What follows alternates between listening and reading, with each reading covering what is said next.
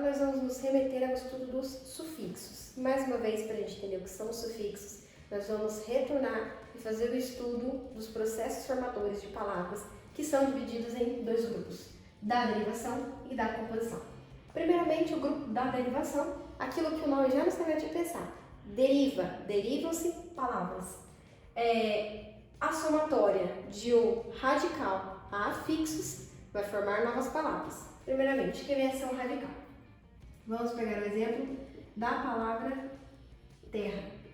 Da palavra terra, nós conseguimos formar diversas outras palavras, como, por exemplo, terráqueo,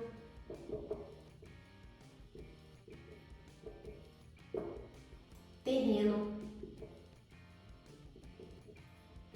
Para a gente definir o que vem a ser o radical, é aquela parte que não se altera quando forma-se novas palavras, que é sempre que vem a ser para a gente até o segundo R da palavra terra, que é presente na palavra terráqueo e é presente também na palavra terreno. Esse é para a gente o radical. Para a gente entender agora o que são os afixos, é um grupo formado pelos prefixos e os sufixos. São aqueles morfemas que, unidos a um radical, formarão novas palavras. E aqui a gente pega o exemplo da palavra feliz, que é o nosso radical, parte que não vai se alterar. Prefixo remete a gente a pensar em quê? Em pré, em antes, aquilo que é antes, colocado antes de uma outra palavra, formando outra in. In feliz, feliz radical, in um prefixo. Quando a gente tira esse in, a gente pensa no depois, o sufixo, colocado, por exemplo, sufixo mente, formando a palavra felizmente, distinta da palavra infeliz.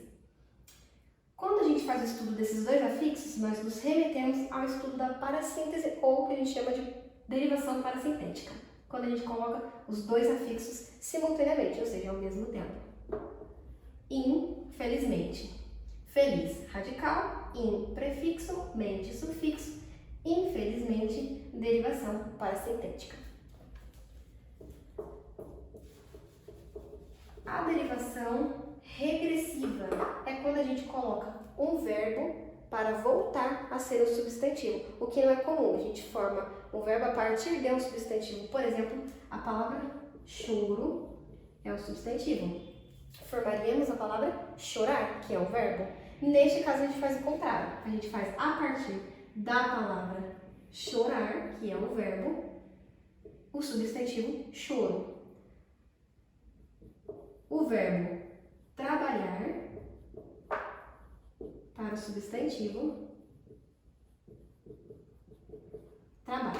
E essa vai ser a definição da derivação regressiva.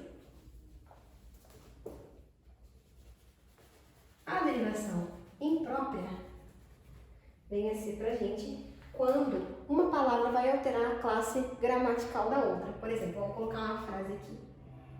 Não aceito o não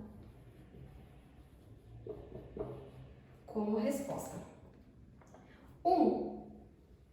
Olhado de uma forma única, ele vem a ser um artigo definido. E o não, um advérbio de negação.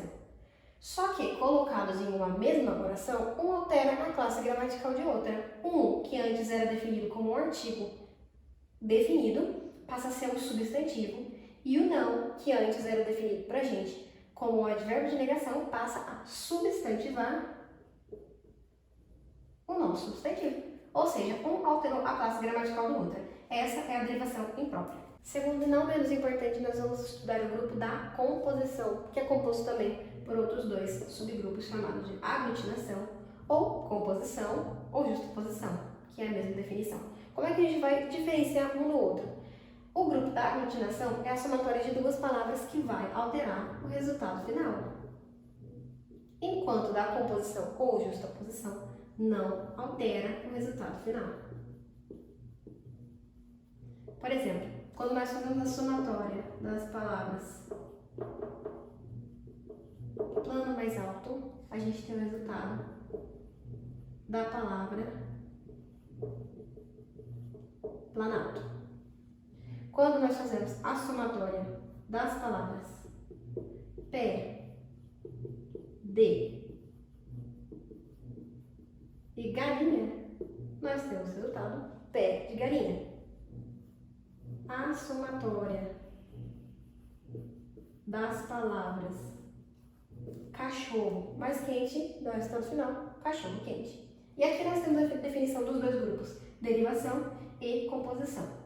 Sendo que no grupo da derivação é onde se encaixa a definição dos sufixos.